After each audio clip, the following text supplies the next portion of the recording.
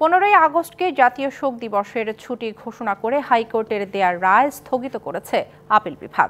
প্রধান বিচারপতি ডক্টর সৈয়দ রেফাত আহমেদের নেতৃত্বাধীন আপিল বিভাগের পূর্ণাঙ্গ বেঞ্চ এই আদেশ দিয়েছে। এদিকে জয় বাংলাকে জাতীয় স্লোগান ঘোষণার রায় বাতিল চেয়েছে রাষ্ট্রপক্ষ।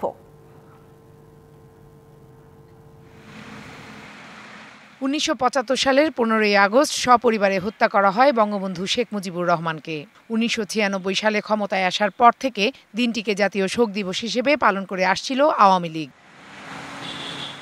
তবে 2001 সালে বিএনপি নেতৃত্বাধীন সরকারের সময় বাতিল করা হয় এই দিবস ও সরকারি ছুটি।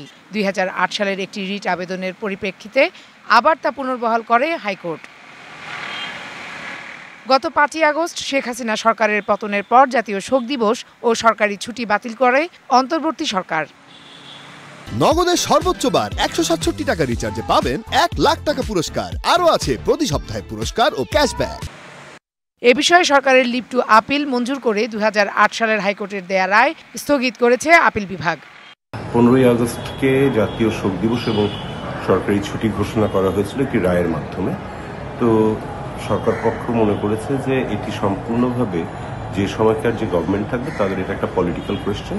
তো সেইটার বিরুদ্ধে আপিল করা হয়েছিল এবং আমাদের আপিলের লিভের শুনানি করে রায়টাকে স্থগিত করে দেওয়া হয়েছে এবং পরবর্তীতে এটা শুনানির জন্য আসবে। একই সঙ্গে জয় বাংলাকে জাতীয় স্লোগান ঘোষণা করে হাইকোর্টের দেয়া রায় স্থগিত চেয়ে আবেদন করেছে রাষ্ট্রপক্ষ। আগামী রবিবার সুপ্রিম কোর্টের আপিল বিভাগে এ বিষয়ে শুনানি হবে।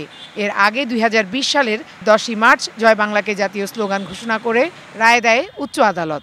পরবর্তীতে এটা শুনানির জন্য আসবে। Farhana Juthi, DBC news, Dhaka.